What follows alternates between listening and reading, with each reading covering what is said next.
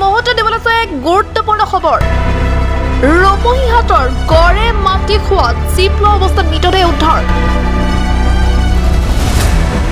এই ঘটনাক কেন্দ্ৰ কৰি অঞ্চলজুৰি তীব্ৰ চাঞ্চল্যৰ সৃষ্টি হৈছে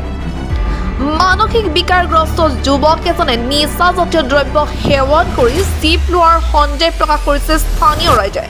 ঘটনাস্থলীত ৰূপহীহাট আৰক্ষী উপস্থিত হৈ মৃতদেহ উদ্ধাৰ কৰি মৰণোত্তৰ পৰীক্ষাৰ বাবে নগাঁও অসামৰিক চিকিৎসালয়ত প্ৰেৰণ কৰিছে কি কাৰণে যুৱকজনে আত্মহত্যা কৰিলে সেই কথা এতিয়াও জানিব পৰা নাই ইফালে সমগ্ৰ ঘটনা সন্দৰ্ভত আৰক্ষীয়ে তদন্ত অব্যাহত ৰাখিছে আমি পুনৰ জনাইছো ৰূপহীহাটৰ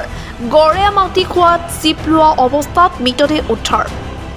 এই ঘটনাক কেন্দ্ৰ কৰি অঞ্চলজুৰি তীব্ৰ চাঞ্চল্যৰ সৃষ্টি হৈছে মানসিক বিকাৰগ্ৰস্ত এজনে নিচাজাতীয় দ্ৰব্য সেৱন কৰি চিপ লোৱাৰ সন্দেহ প্ৰকাশ কৰিছে স্থানীয় ৰাইজে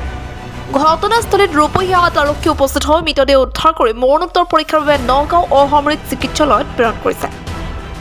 কি কাৰণে যুৱকজনে আত্মহত্যা কৰিলে সেই কথা এতিয়াও জানিব পৰা নাই ইফালে সমগ্ৰ ঘটনা সন্দৰ্ভত আৰক্ষীয়ে তদন্ত অব্যাহত ৰাখিছে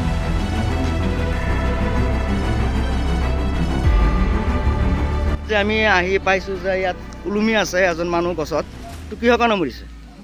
এইটো আমি জনামতে মানে পগলাৰ নিচিনা আছিলে অ'ত ঘূৰি ফুৰে সময়মতে ঘৰত নাযায় অ'ত ঘূৰি ফুৰে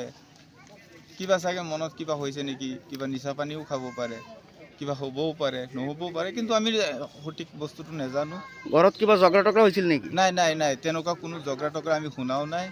আৰু ইয়াত বহুত মানুহ আছে বহুত মানুহকো সুধিছোঁ আমিওতো আহি পেলাই পাইছোঁ এনেকৈ ওলমি আছে আৰু এনেকুৱা দেখা নাই আৰু এইটো মই জনামতে এইটো কিছু পগলা টাইপৰ আছিলে মানে কি এইটো নিচা কৰিছিল নেকি বা নিচা কৰে নেকি এইবিলাক ভাং চাং খাই চাগে ভাং চাং খাব পাৰে ইয়াৰ বাহিৰে আপুনি একো নাজানে নাই ইয়াৰ বাহিৰে একো নাজানো আমি আহি পেলাই চালোঁ ওলমি আছে এতিয়াও ওলমি আছে ঠিক আছে লাভৰ পৰা আব্দুল্লাৰ ৰিপৰ্ট গণ অধিকাৰ